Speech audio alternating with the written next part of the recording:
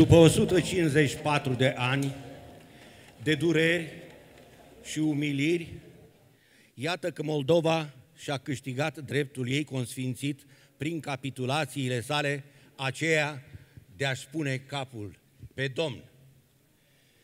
Prin înălțarea ta în scaunul domnesc s-a înălțat însăși naționalitatea română. Fii bun, Măria ta, fii drept, mai ales cu acei pentru care mai toți domnii trecuți au fost nepăsători și răi.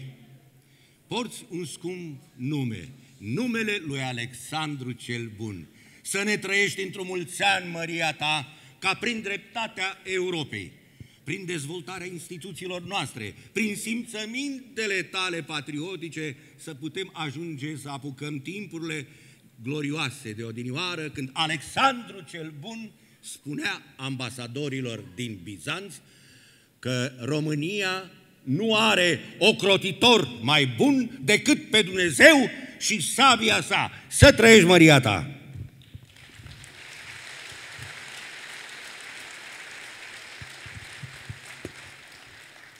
Jur, în numele Preasfintei Treimi și în fața țării mele, să păzesc cu sfințenie datoriile și interesele patriei, că voi respecta Constituția pentru toți și în toate, uitând toată ura, iubind deopotrivă pe cel ce m-a iubit și cel ce m-a urât, neavând dinaintea ochilor mei decât binele și fericirea nației române. Așa Dumnezeu și compatrioții mei să-mi fie în ajutor.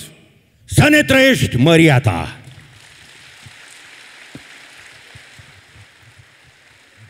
Măria ta, Măria ta, eu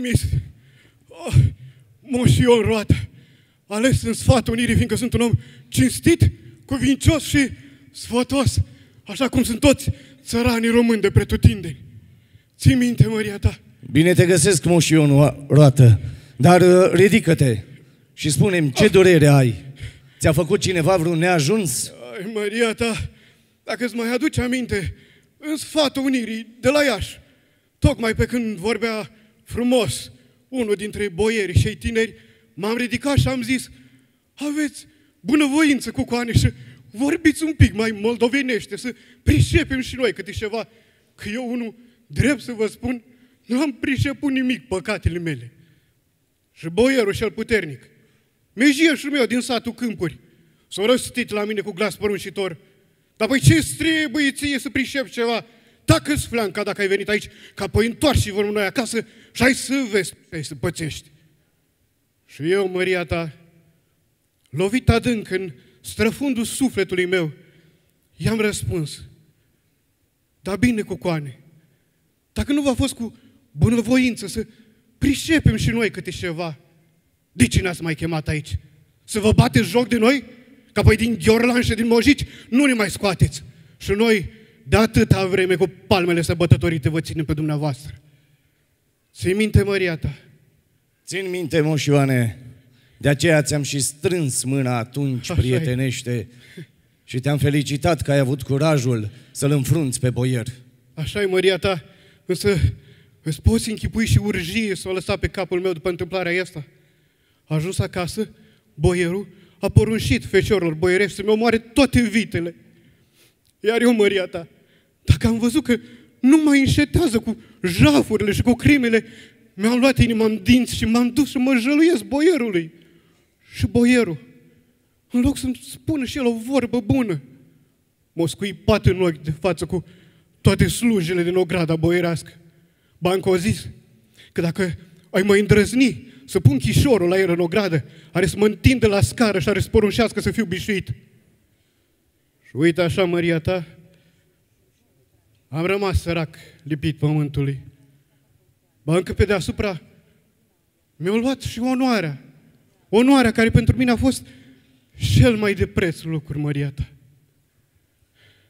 Uite, Moș Ioane, Nu. acest dar din partea mea și du-te și cumpără-ți alte animale, cum te-a luminat cel de sus, iar pe boier lasă-l în judecata lui Dumnezeu. Mulțumesc. Mulțumesc, Măria ta. Mulțumesc.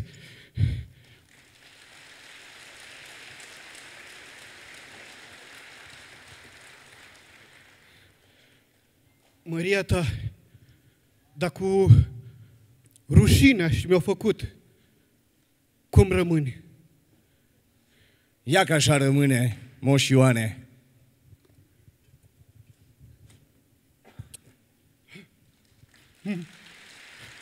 Măria ta, Du-te acum, du-te și spune sătenilor dumitale că acolo unde a scuipat boierul a sărutat Domnul țării și ți-a șters rușinea. mulțumesc, Măria ta. Fii binecuvântat, Măria ta. M-a pupat, Măria ta.